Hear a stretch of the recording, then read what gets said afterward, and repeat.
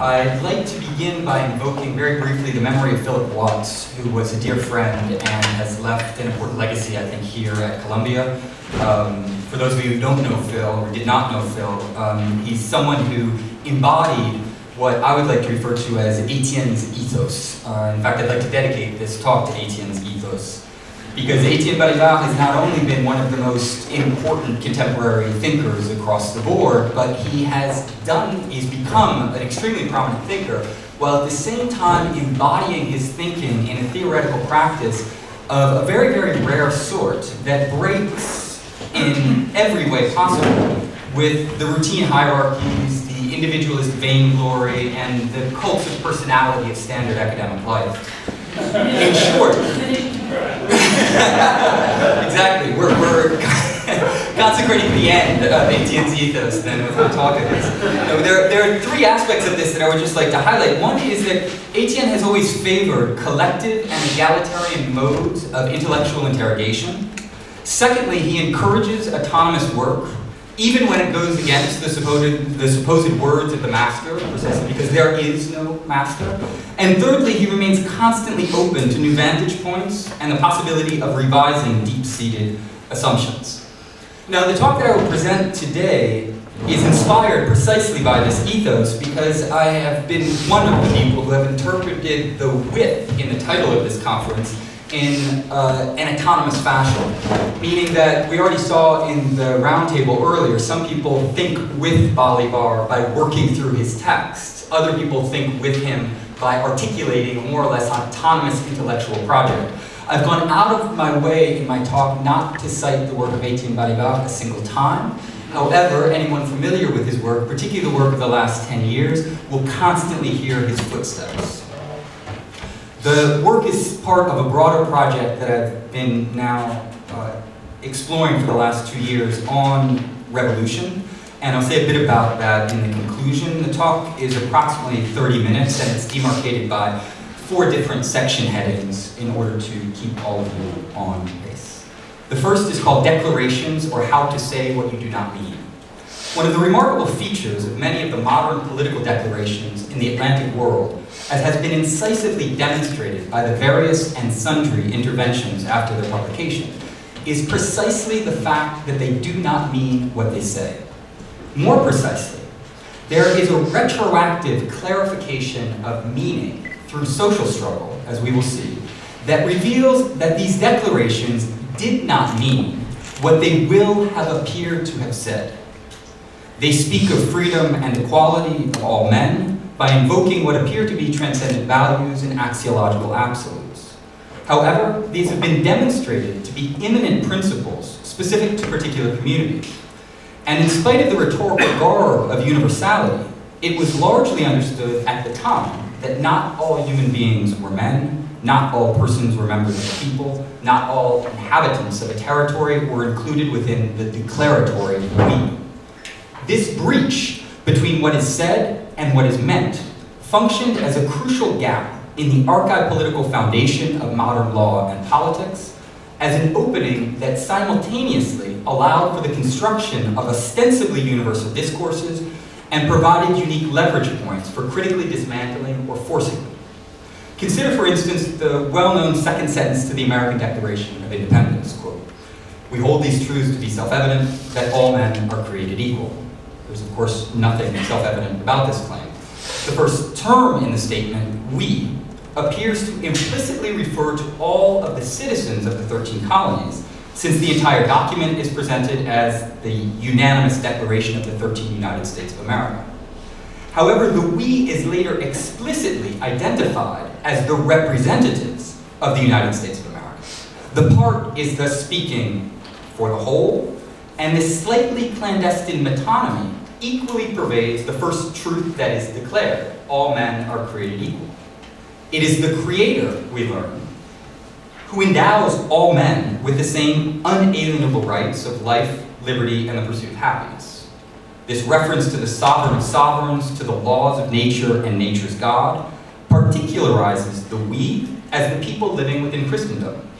The Declaration itself later refers to the merciless Indian savages, that's a quote, who have purportedly been incited by the King of England to undertake against the, quote, inhabitants of our frontiers, cruel forms of warfare.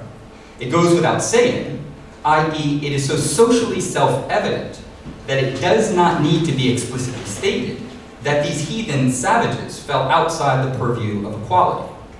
If the indigenous population was obviously not included within the category all men, the same was true, of course, of the enslaved population from Africa, and women certainly did not have equal rights to liberty and the pursuit of happiness, nor did the poor, the propertyless, or other groups. The statement, all men are created equal, does not mean, therefore, that all human beings are equal before the law, nor does it even mean that all men are created equal. It indicates that all of the members of the slightly ambiguous we, who declare these truths to be self-evident, hold themselves to have been created equal by their creator. As a form of discursive hegemony, a very particular group, in general, adult, property-owning Christian males of European descent, passes itself off for the universal, all men.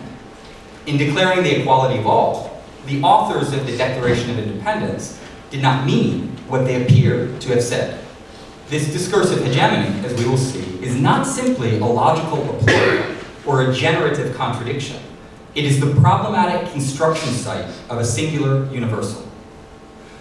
Rather than relying, then, on an internal or formalist analysis of the claims that are made, we need to develop a veritable social semiology in order to detail how meanings develop through social praxis, rather than simply being inherent within the words or the text themselves.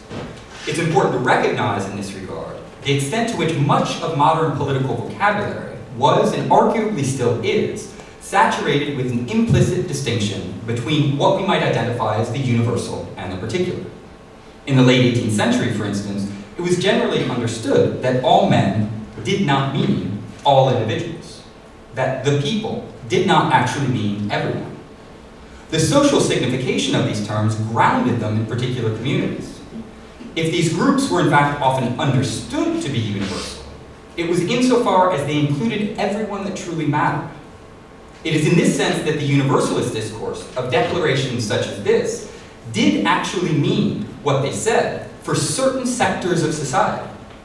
All men are created equal simply meant, according to its social signification, that all of the people that we, as members of a specific community, socially recognize as truly men, are created equal.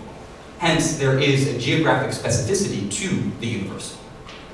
If a document like the Declaration of Independence did, in fact, then mean what it said, at least for certain social groups, it also became an important site of socio-political struggle precisely because it appeared to have said more than it meant, or to put it negatively, to not mean what it actually said. Those who were not part of the universal community, or who recognized that it was not, in fact, universal, pointed out these discrepancies. Frederick Douglass, for instance, poignantly and powerfully responded in 1852 to the July 4th commemorations of the signing of the American Declaration of Independence. Quote, "What to the American slave is your 4th of July? I answer, a day that reveals to him, more than all other days in the year, the gross injustice and cruelty to which he is the constant victim.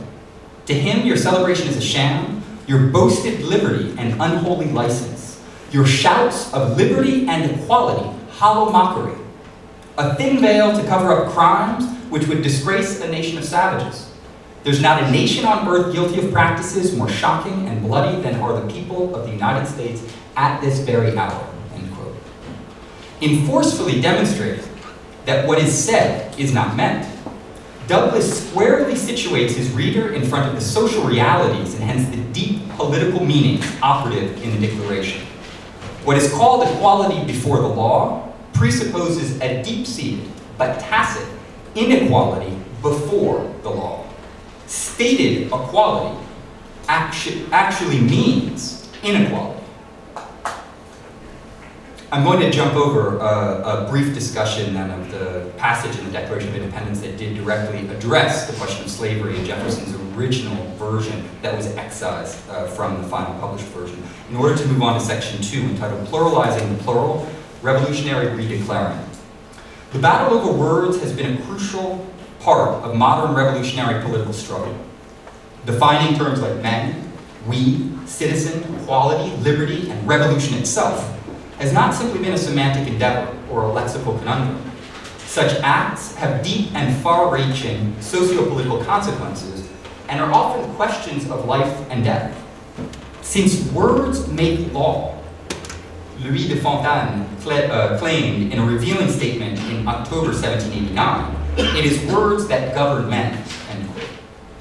The major declarations played a key role in what we might call a veritable language war, a semiological battle over the meaning of what we say. The French Declaration of the Rights of Man and Citizen in 1789 has been a major reference point, of course, in these language wars. It's essential to recognize in this regard, and this is precisely one of the tasks of a social hermeneutics that rejects the nearsighted incantation sola scriptura, that it has been imbued with and taken on meaning through its social life, meaning via the myriad agents that have participated in its elaboration and have struggled over its circulation and interpretation. In other words, this declaration is a social document rather than a semantic monument. It's a text in struggle rather than static scripture. Much like the American Declaration of Independence, it spoke the language of the universal. Men are born and remain free and equal in rights. Now, as important as such a statement was in relationship to the extreme inequalities and privileges of the Ancien Régime, we should remind ourselves that it was socially understood that not all human beings were part of the category les hommes. If claims such as this meant what they said, at least for some people, it was because the universal men socially signified men that mattered or were truly men. It was indeed a universal statement in this sense, because it set aside all of the particulars who were not part of the universal, and actually constituted not only the majority, but the overwhelming majority of the population. The poor, slaves, women, foreigners, minors, members of religious minorities, and in a reference to Bruce Robbins, etc. earlier today, and so forth. However, if men are indeed born free and equal in rights, then it seems to follow that poor men, men of African descent, and so forth, have the same standing. And if the term men is taken as a gender-neutral term referring to all of humanity, then women would also be born free and equal. This universal discourse, then, has a dual status, because it simultaneously acts as a mask dissimulating those who are not part of the category we, and as a fissure in an apparently all-encompassing system. This is the danger, so to speak, of hegemonic discourses, and many of the conservatives who were against the publication of the 1789 Declaration were aware of this fact. Anytime a particular group speaks the language of the universal, it advances claims that can potentially be literalized. Those excluded from the realm of universality can take hegemonic discourses at their word. They can make them mean what they appear to have said. The universal in question is therefore one that has the ambivalent status of a singular universal. It is unique and the same for all, but it is simultaneously a particular universal. Acts of what I would call hegemonic leveraging use the gap between the stated universality and the meant particularity as a leverage point to pry on the categories of political legal life. They can emphasize the particularity of universal statements, as we've just seen in the case of Frederick Douglass. But they can also accentuate the universal potential of particular declarations, which can be done by taking universal assertions at their word. Now, in the longer version of this paper, I explore a whole series of examples. I've honed it down to a single case that I'll visit later on, and that is the case of the writings of Olympe de Gouges. The hegemonic leveraging, operative in acts of literalization, taking these declaratory moments literally, can be understood in terms of a process of pluralizing the plural. Such acts do two things at once.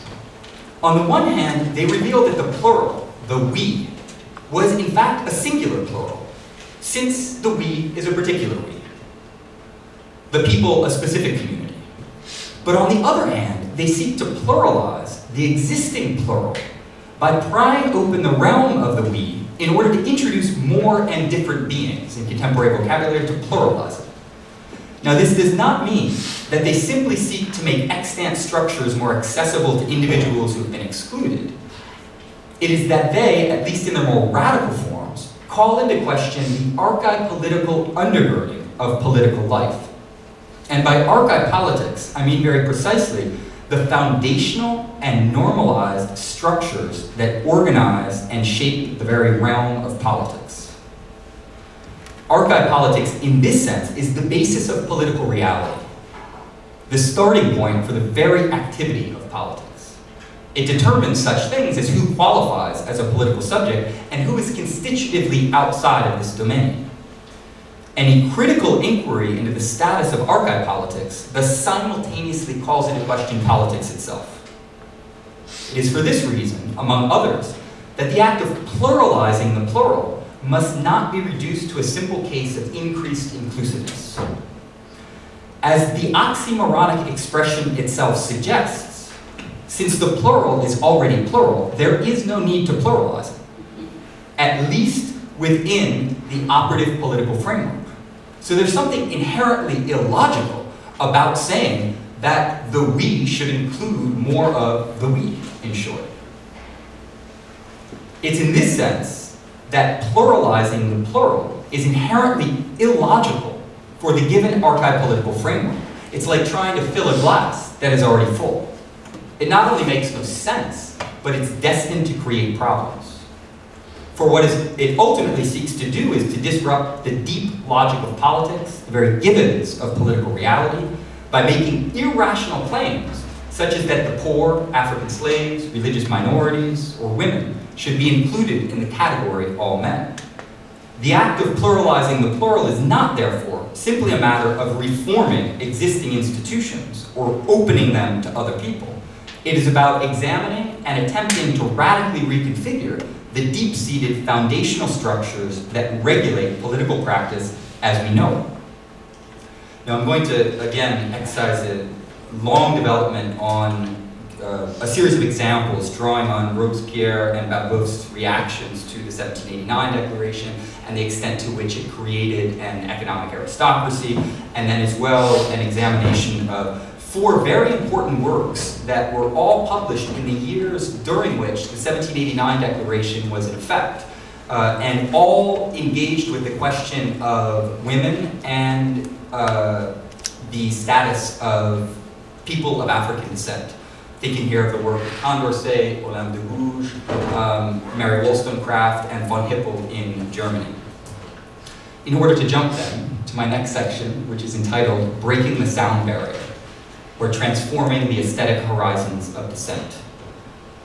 Now, in spite of the widespread contemporary ideology that would like to have us believe that the 1789 Declaration was an origin or source of a novel set of concerns, or an unprecedented mentality in the diffusionist sense, I think that it is important to highlight the extent to which many of the authors of the 1789 Declaration did not want to diffuse certain ideas that were attached to the Declaration precisely because they disagreed with them.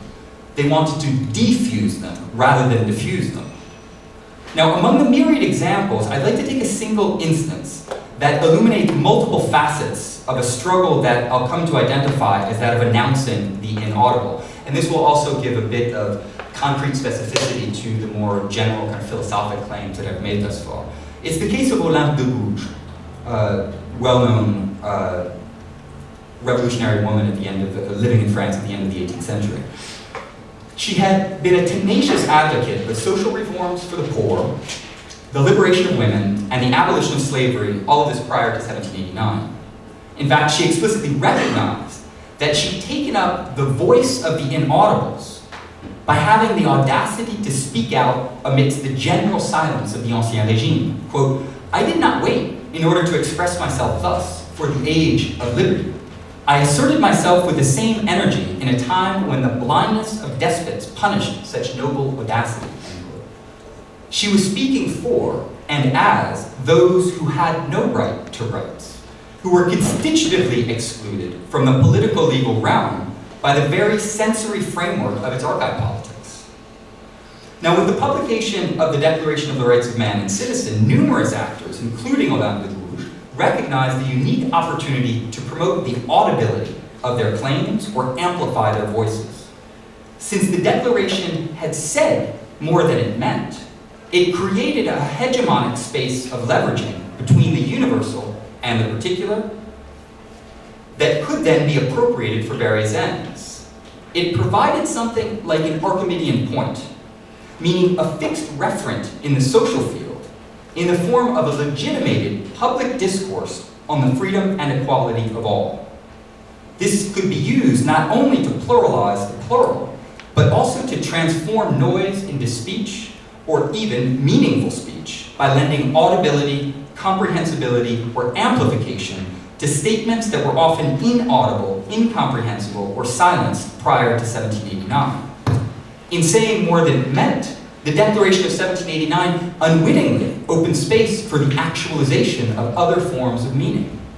If it was diffusionist then, it is not primarily because it was the origin of a discourse that spread elsewhere, although that spread did occur, of course, in certain instances. It's that it helped disseminate, largely in spite of itself, a discourse that came from elsewhere.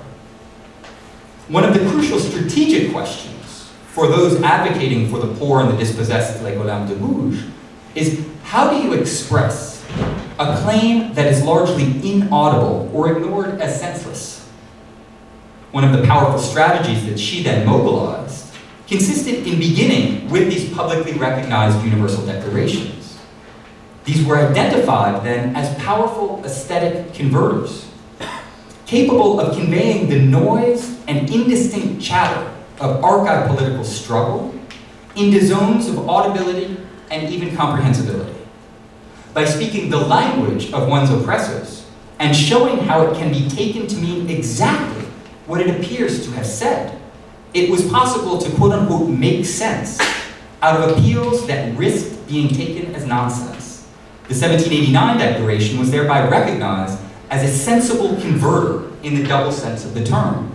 It could potentially transform indistinct background noise into distinct sensory sounds with meaning, and sound itself into sensible speech.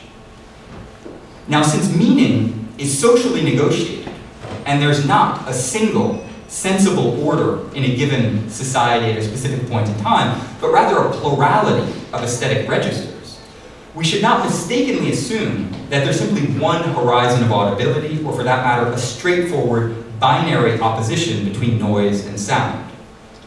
In the case of de Gouges' declaration, for instance, she very, very closely follows the wording of the 1789 Declaration in order to make audible a series of claims that on their own terms would have been not only less audible, but difficult to apprehend within the current political climate, right? So in the opening principle that she rewrites from the 1789 Declaration, she declares simply, woman is born free and remains equal to man in rights. There's almost an identical parody of the 1789 Declaration in order to lend audibility, and for that matter, visibility, to claims that on their own terms would have been, did not gain as much traction within the aesthetic registers of the end of the 18th century.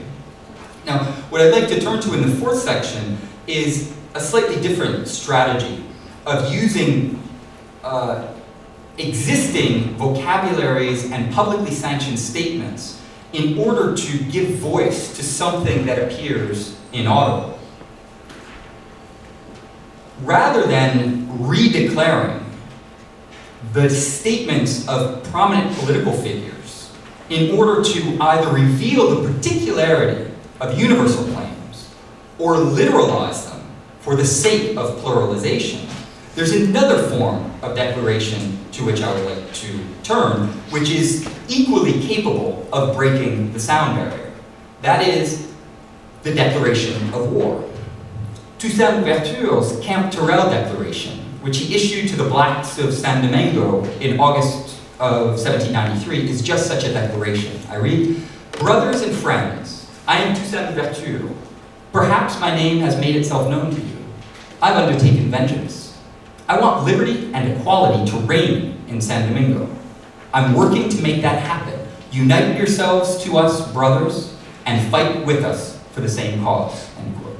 Now, in the interest of time, I'm going to summarize some of what I develop out of this, and that is a mode of declaration that is not simply redeclaring what has already been said in order to pluralize the plural, but instead an attempt to make a world in which equality and liberty are given a social reality instead of simply paid lip service to. I then go on to discuss the Haitian Declaration of Independence, which is so crucial for just two reasons that I'll highlight in passing. One is that it remains so deeply immersed within the shadow of the declarations of the modern imperial powers that it's almost never discussed, and I think that the history of the kind of racialized historiographies continue to dominate the way in which we engage with these declarations. And then secondly, that it's a particular declaration. It's not made in the name of all people. It's made in the name of particularizing equality and freedom within the emergent Haitian nation state. I'll jump into my conclusions just to tease out from what I've said thus far and some of what I've jumped over in the interest of time, four of the primary interests at a larger level that are operative here. The first is, and this relates to this larger project of reworking the category of revolution, that I'm trying to develop obviously an anti-diffusionist historiography of revolutionary declarations that resituates them in very specific fields of struggle. Secondly, I've aimed at drawing attention to the unique understanding of, and I haven't used this vocabulary, but the social question, to use a very charged term, because there are ways in which the revolutionary heritage is now torn between either a more classic Marxist reading that's been called into question, or a kind of revisionist reading that tends to sideline the social question. I'm very interested in revisiting the so-called social question by taking very seriously not only questions of class, but also those of race, those of gender, those of religion, those of age, etc. Thirdly, I've highlighted in passing the extent to which these transcendent principles in the American and French declarations were in fact immanent to very specific archive political structures and axiological systems. So their apparent universality has revealed itself to be a singular universality. And then finally, at least in this version of the paper, I sketched out strategies for dealing with the relationship between the particular and the universal. Very quickly, I touched on the method of hegemonic leveraging to reveal structural hypocrisy. This was very clear in the case of the quote from Douglas. The strategy of then revolutionary redeclaration that seeks to pluralize the plural or render the inaudible audible, as in the case of de Gouges. Or a third strategy is the candid declaration of war on duplicitous language and the racialization of freedom and equality for imperialist ends. This I developed more in the part on Toussaint Louverture, Dessalines, and the Haitian Revolution. All of these strategies then point to the fact that the relation between saying and meaning remains open to radical reconfiguration. Thank you very much.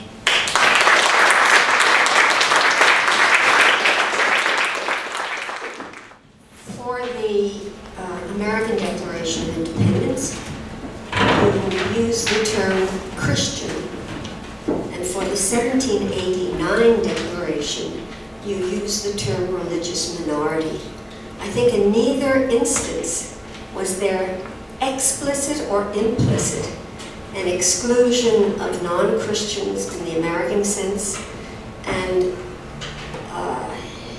in the French Declaration, well, certainly in '89, all Frenchmen of whatever religion could vote. And that leads me to my second point. I think you perhaps exaggerated the disequality features of the two declarations. It is true that women and slaves were completely excluded from the principles embodied in the two declarations. As for white adult males,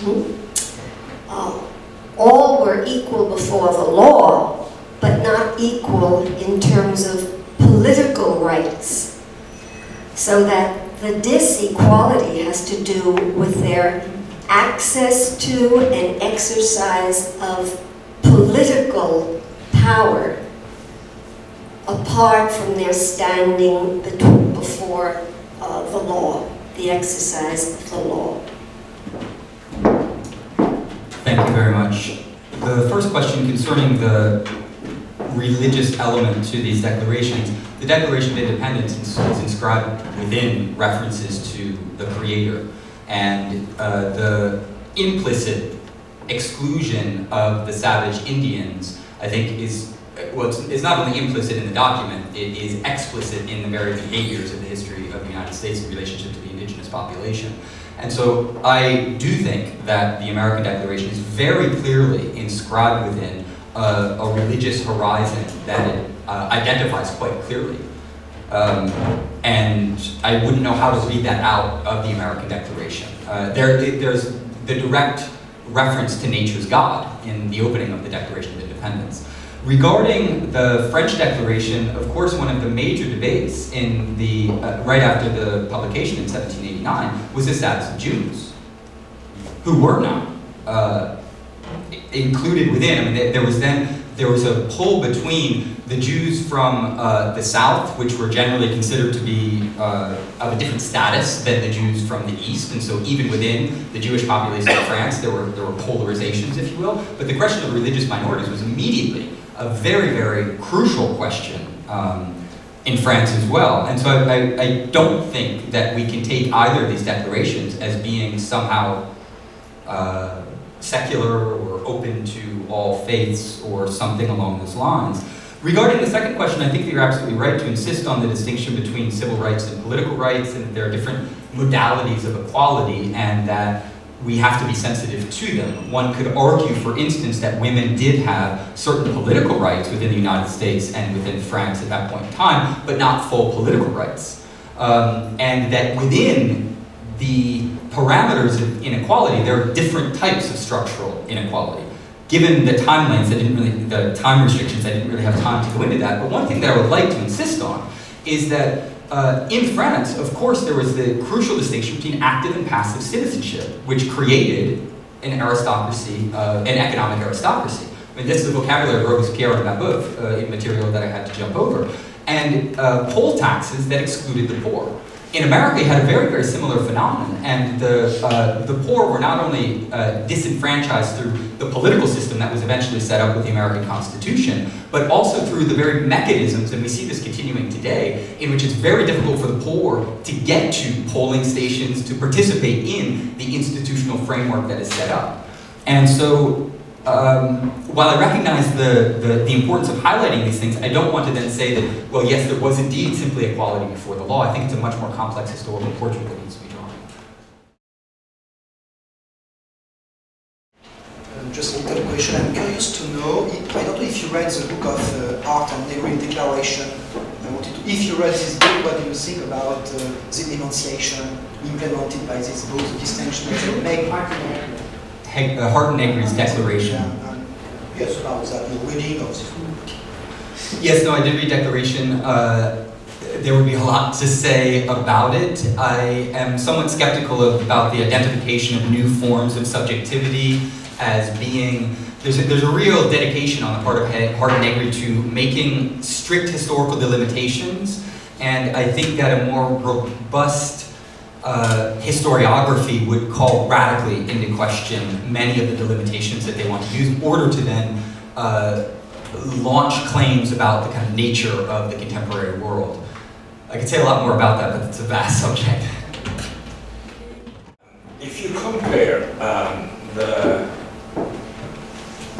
American Declaration of Independence, if you compare the United States and France, the two declarations, I think we should keep in mind that there is a huge background behind that, which is the Roman law, which has shaped, really crafted the way of thinking but speaking of philosophie in the continental tradition. And the English tradition of some different type of juridical tradition, which is everywhere in the juridical system and has been transmitted to the United States.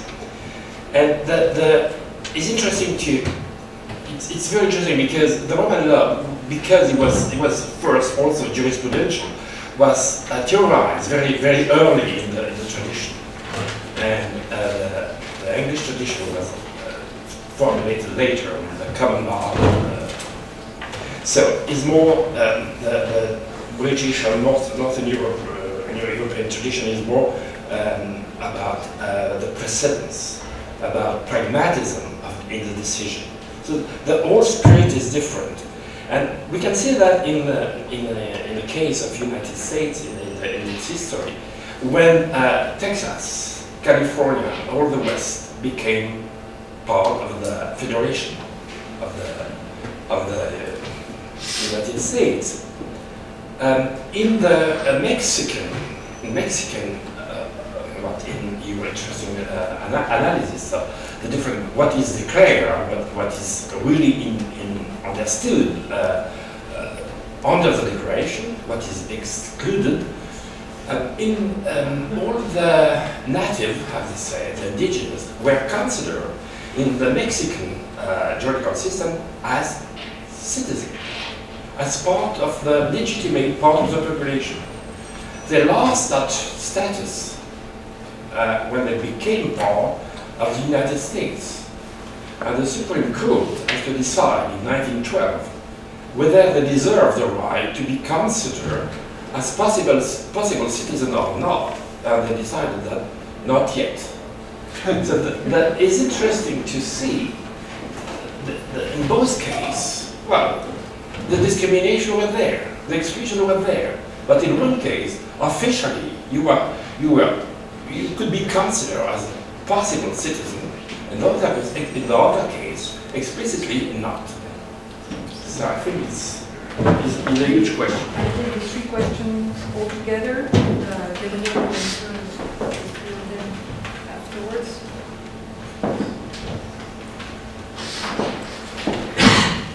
Actually, my question follows on yours. It was a very similar question. I was thinking particularly about your analysis of a kind of false or paradoxical universalism. And there's quite a few books recently that have come out locating this as a particularly modernist problem, going back to the period of Kant and so on. And I was wondering whether that was an implied part of your argument, that you wanted to equate this false universalism with the project of modernity post-Kant. And if you wanted to do that, then similarly, I would remind you of Milton and Locke, about whom we're going to hear tomorrow, on toleration, but also the interpretations of the Old Testament into the New Testament, where you've already got false peopleizings and false universalizings already very much at work, which go into the legal structure long, long before the late 18th century. One more question. Yes. And then I will take the last question.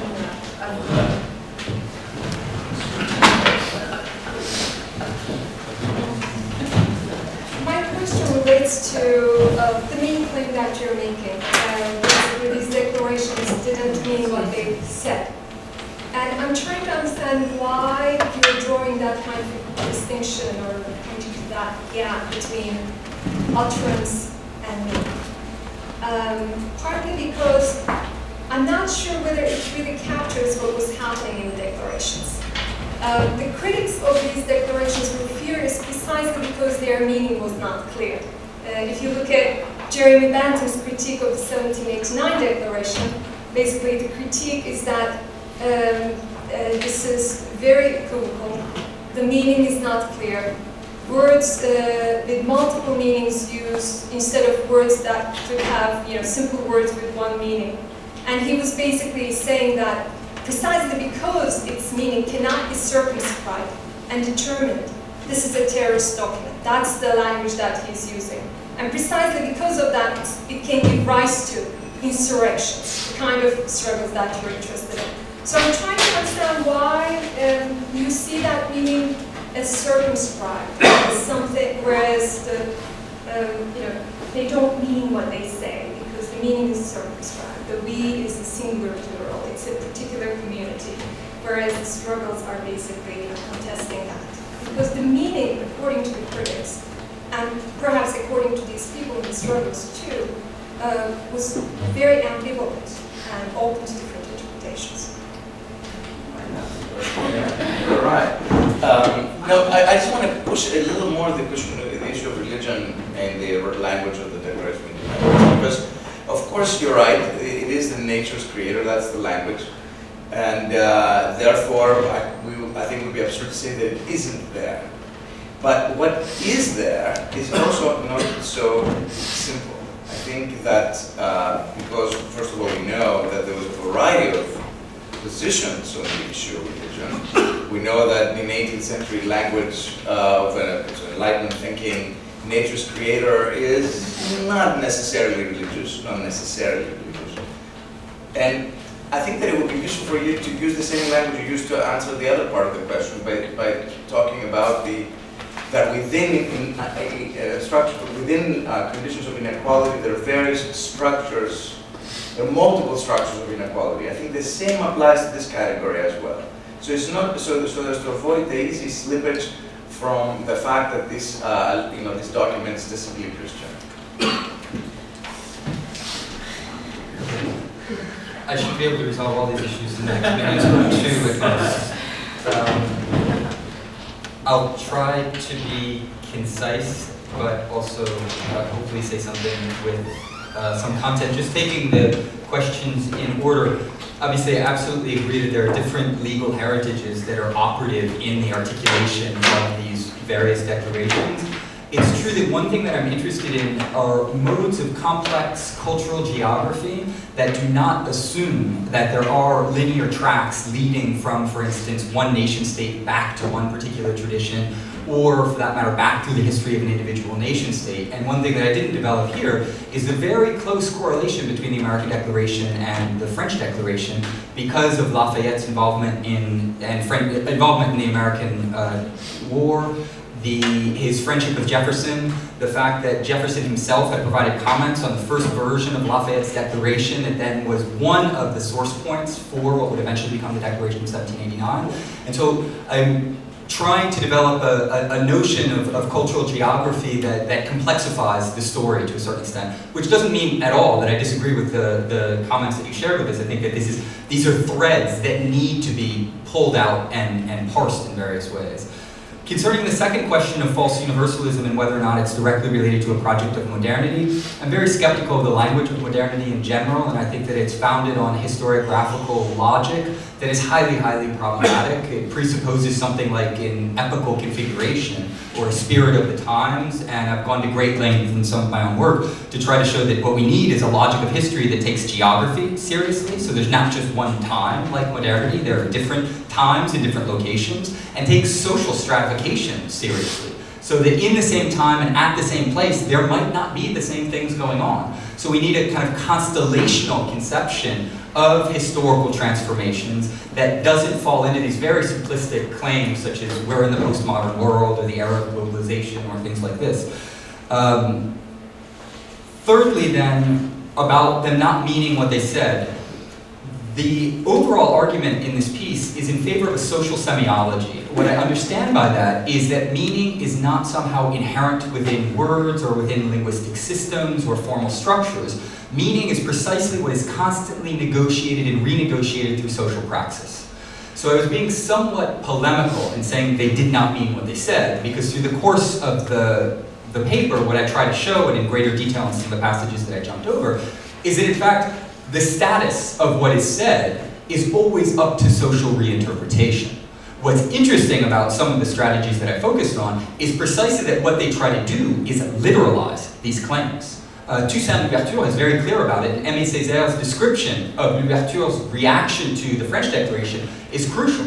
He says basically that what Toussaint Louverture tried to do in all of his work is to particularize and give body to the French Declaration. He tried to literalize it. Contre à la lettre is what Césaire, the vocabulary that Césaire uses. And you're absolutely right, I agree with the debate around the 1789 Declaration is fascinating in part because a lot of the people who are on the right side of the political spectrum saw immediately some of the problems and criticized the very idea of a declaration for leading to metaphysical speculation, vagaries, etc.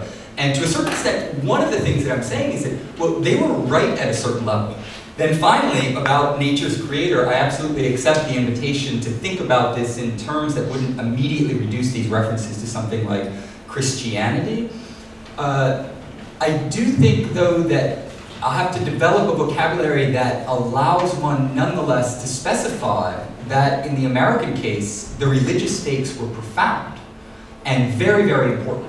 And that the status of the indigenous population was bound up with religious questions in some general sense.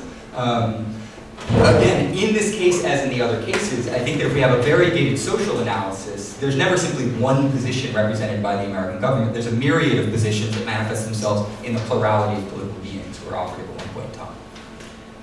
Thank you very much for